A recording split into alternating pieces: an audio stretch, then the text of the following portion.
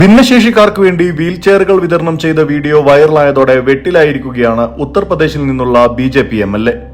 സംഭവം എന്താണെന്ന് വീഡിയോ കണ്ടാൽ തന്നെ പിടികിട്ടും.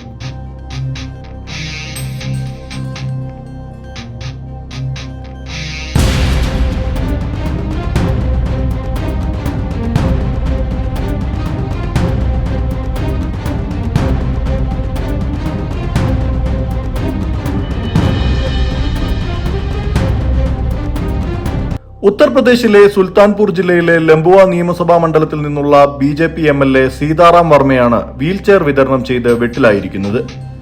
ലംബുവ ബ്ലോക്ക് ഓഫീസിൽ നടന്ന ഭിന്നശേഷിക്കാർക്ക് ഉപകരണങ്ങൾ വിതരണം ചെയ്യുന്ന പരിപാടിയിലാണ് ഈ സംഭവം. പൂർണ്ണ ആരോഗ്യവാനായ ഒരാൾക്കാണ് എംഎൽഎ ഫോൾഡിംഗ് വീൽചെയർ വിതരണം ചെയ്യുന്നത്.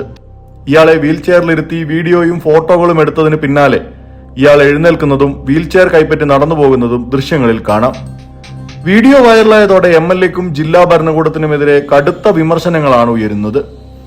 വിവാദത്തെ തുടർന്ന് സീതാറാം വർമ്മ വിശദീകരണവുമായി എത്തി. വീൽചെയർ നൽകേണ്ടിയിരുന്ന ഭിന്നശേഷിക്കാരന് അസുഖം കാരണം പരിപാടിയിൽ എത്താനായില്ലെന്നും അതിനാൽ അദ്ദേഹത്തിന്റെ പിതാവിനാണ് വീൽചെയർ കൈമാറിയതെന്നും എംഎൽഎ വിശദീകരിച്ചു. ബാങ്കേപ്പൂർ സ്വദേശി രാംധനിയുടെ മകൻ സന്ദീപ് കുമാർ ഭിന്നശേഷിക്കാരനാണ്.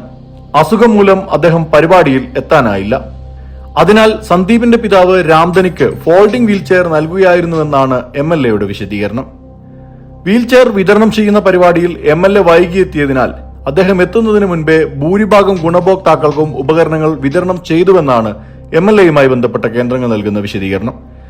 അതിനാൽ തന്നെ അവസാനം അവിടെ ഉണ്ടായിരുന്ന ഭിന്നശേഷിക്കാരന്റെ പിതാവിനെ ഇരുത്തി ഫോട്ടോഷൂട്ട് നടത്തുകയായിരുന്നു അത്രേ.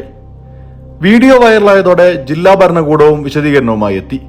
ജില്ലാ പിന്നോക്കവർഗ ക്ഷേമ ഓഫീസർ മുദിത് ശ്രീവാസ്തവയുടെ ഔദ്യോഗിക വിശദീകരണത്തിൽ പറയുന്നത്, വൈറൽ വീഡിയോയിൽ കാണുന്ന വീൽചെയർ ഭിന്നശേഷിക്കാരനായ സന്ദീപിന്റെ പിതാവിനാണ് നൽകിയത് എന്നാണ്.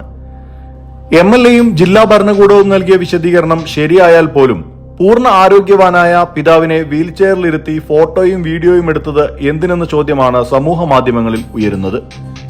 നേരത്തെയും പല ബിജെപി സർക്കാരിന്റെ പദ്ധതികളിലെയും ഫോട്ടോഷൂട്ടുകൾ വിവാദത്തിലായിരുന്നു. യഥാർത്ഥ ഗുണഭോക്താക്കളിലേക്ക് പദ്ധതികൾ എത്തിക്കുന്നതിന് പകരം ഫോട്ടോഷൂട്ടുകൾക്ക് മാത്രമാണ് ഇത്തരം നേതാക്കൾ ശ്രദ്ധ നൽകുന്നത് എന്ന വിമർശനവും ശക്തമാണ്.